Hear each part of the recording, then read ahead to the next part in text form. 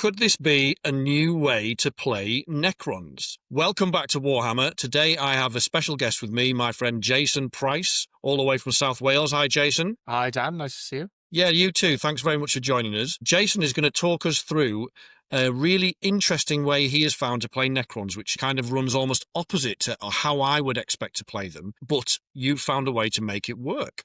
So, Jason, talk us through this. This is a list that you've created in hypercrypt, but instead of being what's normally the way to play Necrons of kind of bulking your units out, this is much more of an MSU style of list, multiple small units. And this is not like Flight of Fancy. You took this to a GT and did really well with it, didn't you? Yes, it was a teams tournament, and I went 4-1. It was a very good tournament, very well run in LXT. And yeah, it did extremely well.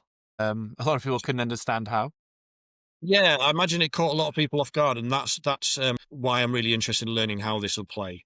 So run us through the list. It's hypercrypt, 2,000 points. What have we got there? Because the first thing I say is, when I looked at it, is it's quite character heavy, isn't it? Yes. I run quite a few characters. I find it's handy to have all the different abilities they have and all the different buffs they can give. I find that to be more beneficial than anything else. What's the theory then here? Is it simply giving your opponent too many problems to solve at once? Yes. It's got cover for the firing lanes, and obviously with hypercrypt, it's got the 6-inch deep strike. Deep strike, yes. And giving your opponent the deep strike to think about and the firing lanes to cover. It's a lot, and it's playing on giving your opponent too much to think about and too many decisions to make. Brilliant. All right, well, let's dive into that list then. Run us through it quickly, and then we'll talk about after that about how it all kind of fits together. Okay, no problem. So to start off with, we've got 2 Chronomancers. They are there to run with Immortals. I also run 2 Plasmancers to interchange between the two, because at the start of the game, you can choose which one goes with which. So I get that little bit of player flexibility depending on what I'm going against. Really, that's clever. Yeah, I like that a lot. Yeah, it works really, really well. I've also got an enhancement on one of the Plasmancers for the deep strike, just because it gives you the extra tool in the box, depending on what you need to run and what you need to do and what you're up against. But I take the Chronomancers for the -1 to hit, because that's and the Shoot and Scoot, because in hypercrypt, Shoot and Scoot is brilliant. It gives you that flexibility to get onto an objective when you couldn't drop onto one. I find that's helped me no end of times. Then with the Plasmancers having the crits on 5s, regardless of which immortal set I put them with, it's always helpful because it just gives them that extra punch they need. Yes, but if you choose to run them with the Chronomancers, with the immortals, what are the Plasmancers doing? Are they running around by themselves? Yep, they run around solo. With the Living Lightning, they can dish out some mortal wounds, which is handy against the more tankier, heavier units. And with such a small base, usually when you draw something like Established Locust or Behind Enemy Lines, Engaging All Fronts, you've usually got a tiny little space for that tiny little base. And 9 times out of 10, you can fit him in somewhere. It's going to die. You have to expect that. Yeah. But it scores you the points that you need. Absolutely. So we've started off with 4 characters there. We'll come on to the immortals in a minute. To the many others. There's more characters to come, isn't there? Yeah. Yes. We have Hexmark Destroyer. He usually sits on the home or comes out when he needs to. It depends on, you just make decisions on the fly. But he usually sits on the home just to hold it. Having the lone op keeps him alive. Having the reactive fire, I've used that more times than I can count. Because with such small units, usually he's next to something and usually you can get that off. It's nice. Having the Overwatch as well is brilliant, because if they want to drop down in your deployment zone, you've got that reactive as well. Yes. Then I got a Locust Lord. He runs with the Arisen Tyrant. He runs with 3 LHDs, all with Hypnotic Exterminators. Sorry to interrupt. Just run our viewers through what Arisen Tyrant does as an enhancement. What does that give them? No problem. It gives them reroll 1s, but on the turn that they're set up on the battlefield, they reroll the whole hit roll. Oh, that's sexy. Yes. So you've got your Analytic Exterminators in half range, 12 shots each. So that's 36 shots. Critting on 5s for sustained 1 and a full hit reroll. It's usually something around 42 to 45 hits. And it's huge. It is brilliant. Yeah, your opponent quite often doesn't believe you when you say what's going to happen.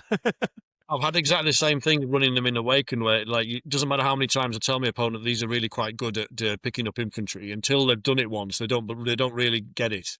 But they're absolute phenomenal unit. I think it's great, and the Risen Tyrant, such a good synergy there. Who have you got any more characters in there?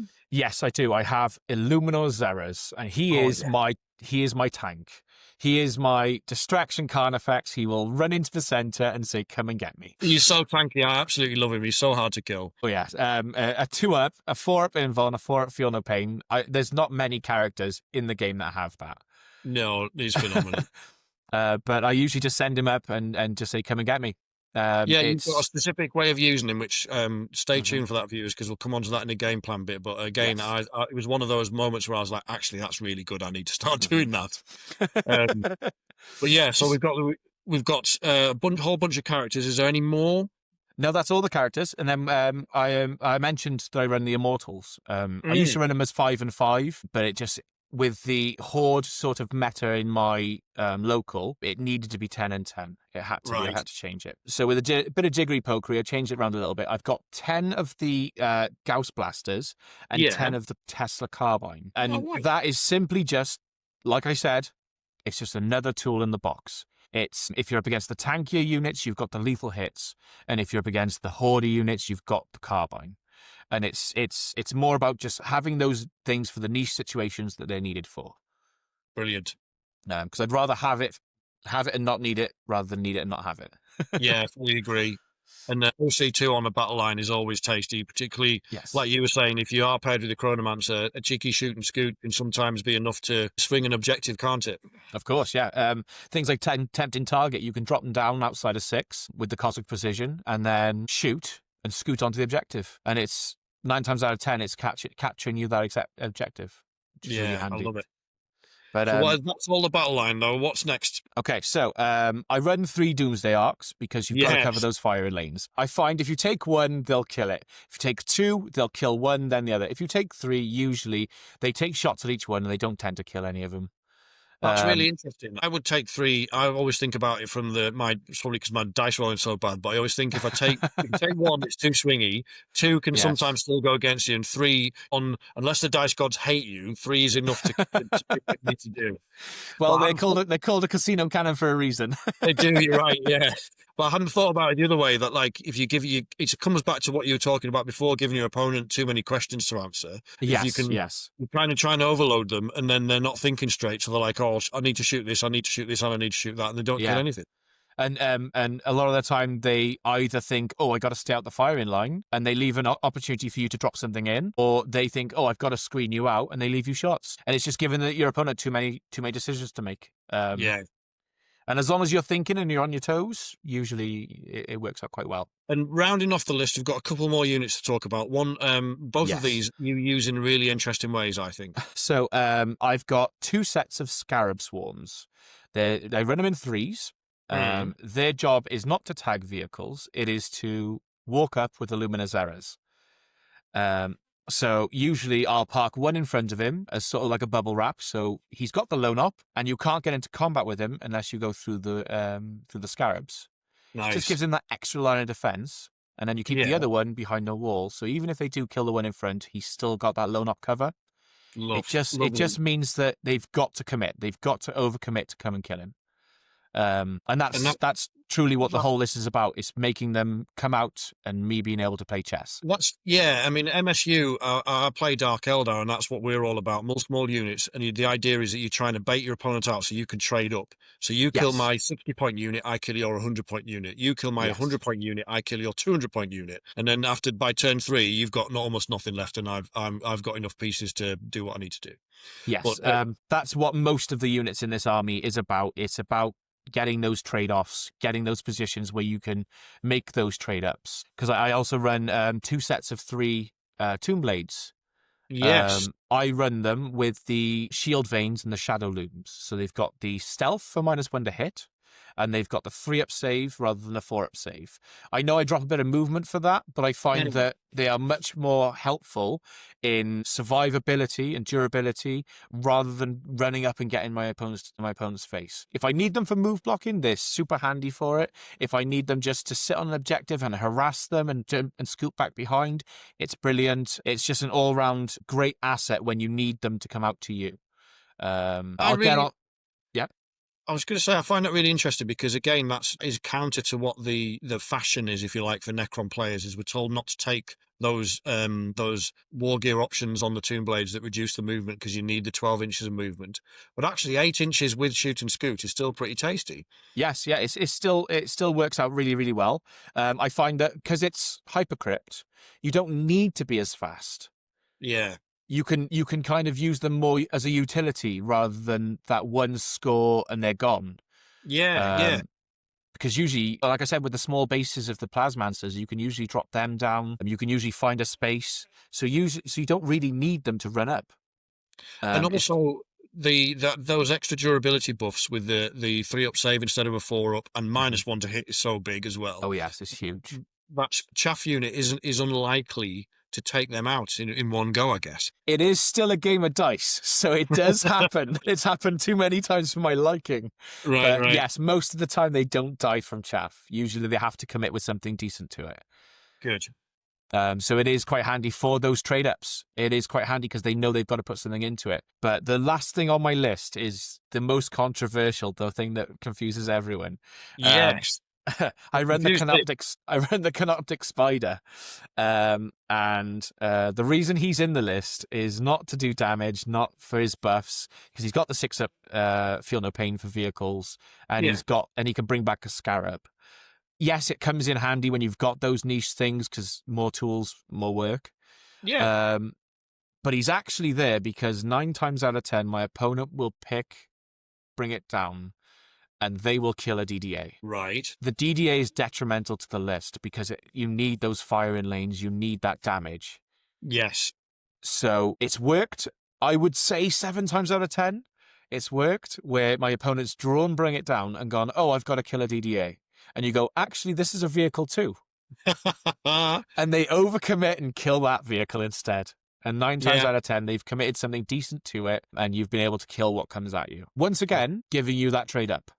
Yeah, super trade up, and a great way to save a Doomsday Arc as well. That's a really clever play. It works quite often. If you go against someone who sees through it, then it was a good try. The fellow Necron player or a seasoned player maybe will still pick a DDA if they think they can kill it. Of course. Yeah, when it works. That's great. That is honestly an absolutely fascinating list. But can we have a look at it? Would you mind sharing your screen and we'll show us? Yeah, no problem at all. And obviously, this is just an example, but just to give us an idea of how you deploy. Yeah, no problem at all. So I've set it for a Crucible of Battle. Just for I didn't want to go Hammer and Anvil because I thought that was too straightforward. Yeah. But as you can see, everything's already deployed. The DDAs are just set back so that they can't really be attacked first turn. They're set to be put into a position where they cover firing lines, one straight through there. Mm-hmm. This one for either side where they attack you, and then this one will come out and just cover that part there where they can pop out over there. Nice. The Immortals are just set back behind cover, once again, just so they can't be targeted, just to keep everything safe. Your Tomb Blades have got Scout 9, so usually they'll sit on the right on the line on the edges, and if you need to pull them back because you're against something that's really fast, you can. If you need to be aggressive with them, you can, and give yourself that trade up. Because I find with hypercrypt, you need to control the pace of the game from the get-go. You need to be moving up and you need to be aggressive. So straight away, they would usually, in my experience, I'd scout them straight forward and start harassing the objectives. I find that's the most effective way of playing them because it forces your opponent to come out and get them. Yeah, 100%. But usually this is the sort of deployment I've got, and everything is just kept safe and out the way, just so your opponent can't get the jump on you from the start. But I can see Xeros and the Scarabs there in the middle, ready to go yes. and Oh yes. be the bait. Yes, they're already ready. 9 times out of 10 in turn 1, they just move and advance. I don't usually shoot anything; they just go up. So that is how you deploy, and a little bit about the early game plan.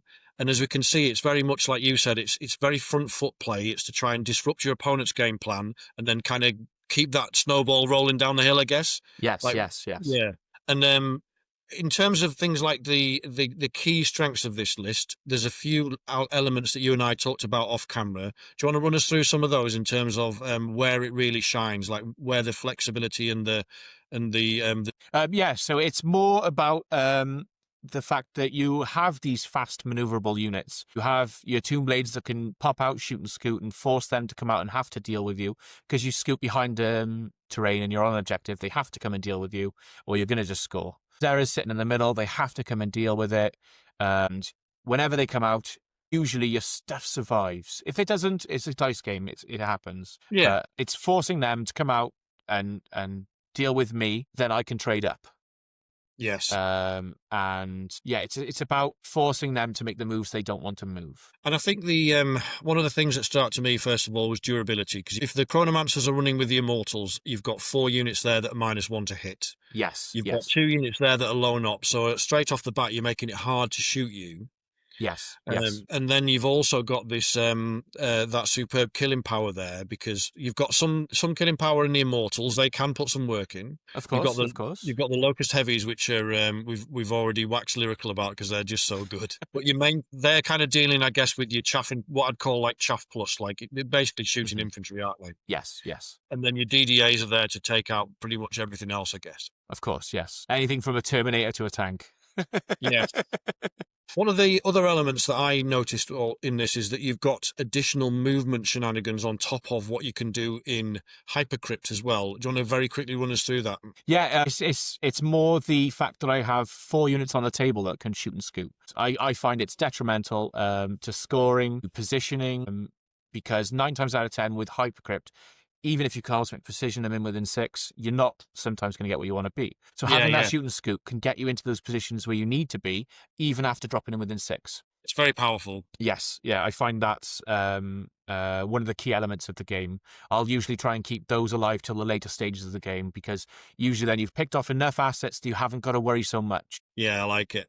And what about, are there any matchups in particular that you like faction-wise or detachment-wise? Like, what's a good matchup for this list? So a good matchup for this list, I find, strangely, World Eaters is quite a nice one.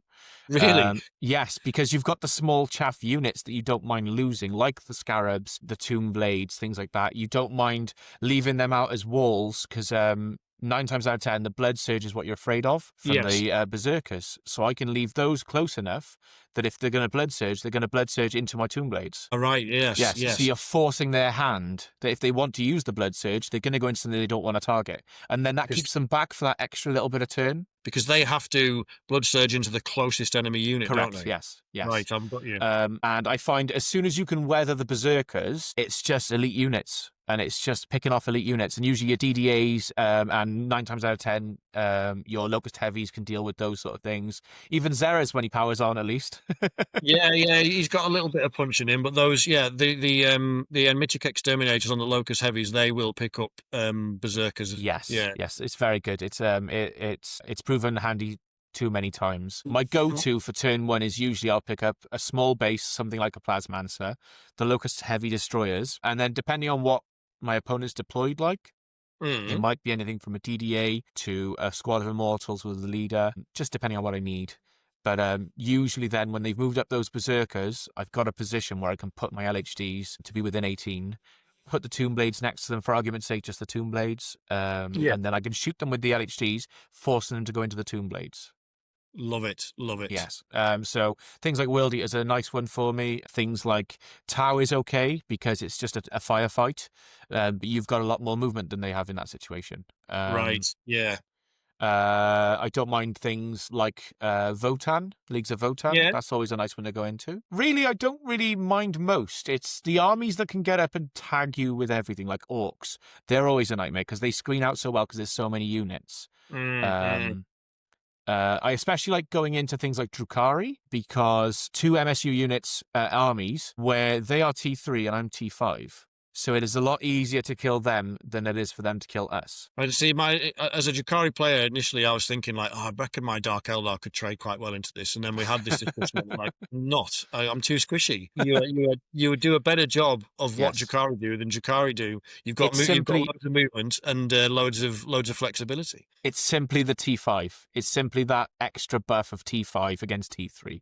Yeah. It's just harder to wound us. It's a lovely style to play. I find it so much fun to play hypercrypt in an MSU. I know a lot of people play hypercrypt with things like the King and monoliths.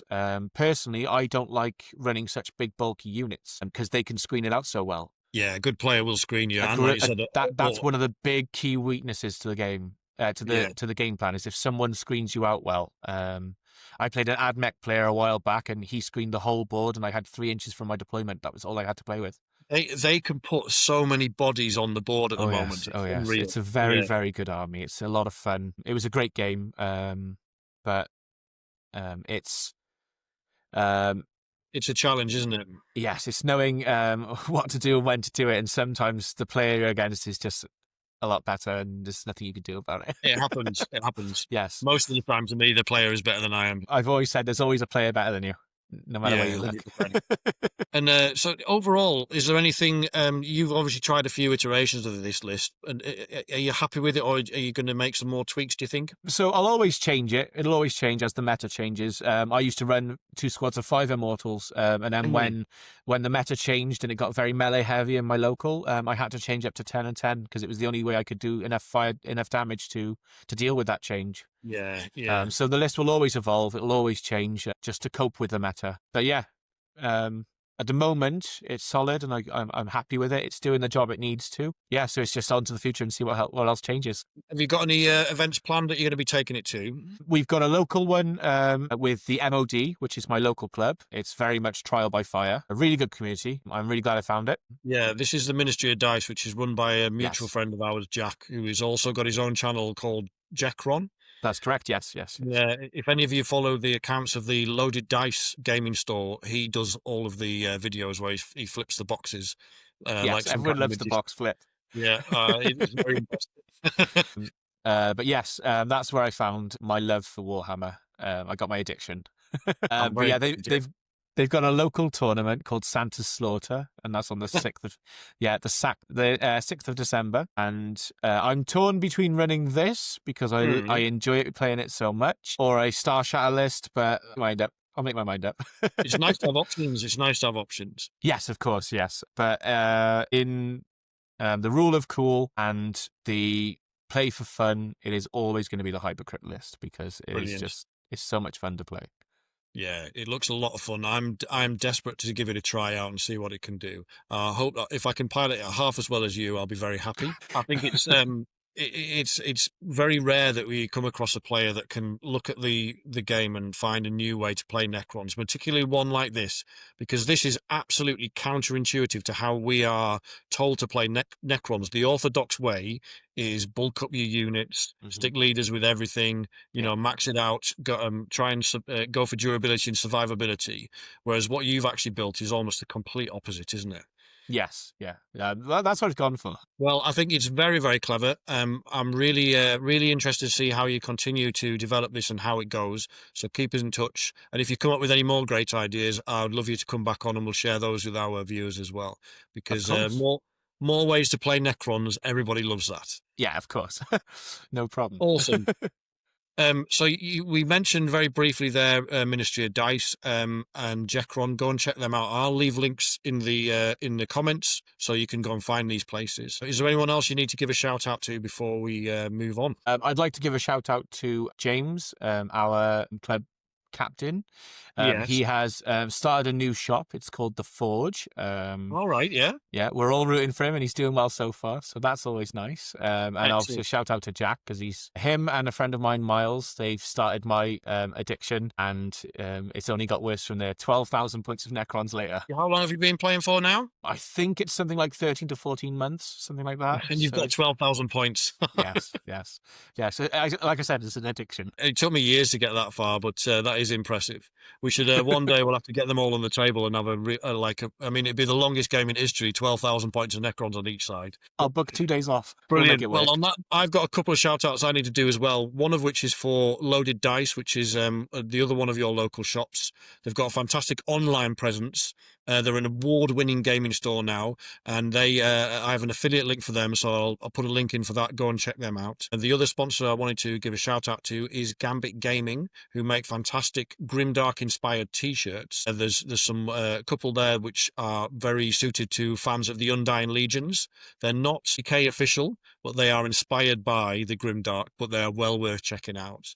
And the last but not least is the 40k official, is I also have an affiliate link for the official Warhammer merchandise store. And they have absolutely everything from those little plushy scarabs and squigs all the way to T-shirts, mugs, etc. They've got loads of good stuff on there. So again, please go and check them out. And on that note, we'll wrap things up here. It's been an absolute pleasure to speak to you, mate, as always. It's been a fascinating insight into a new way to play Necrons, and I'm really, really grateful for you coming on and sharing that. Well, thank you for having me. It's because of people like you and other channels that I learned to play the game from the start. Oh, shut up. Stop it. Good. All right. Well, thanks again. And if you've enjoyed this video, drop us a like or a subscription. Subscription? I'll do that bit again. Hang on a second. So thank you very much for watching. If you've enjoyed that and you'd like more content like this, drop us a sub, drop us a like. Also, leave any questions for me or Jason if you've got any about how to play this list, or if you've missed anything off, or you've spotted anything that we haven't covered. And in the meantime, I'll be back soon with another video. Thank you. I think we fucking nailed that, mate. What do you reckon? Yeah, that was good. I enjoyed that. Yeah, that was good.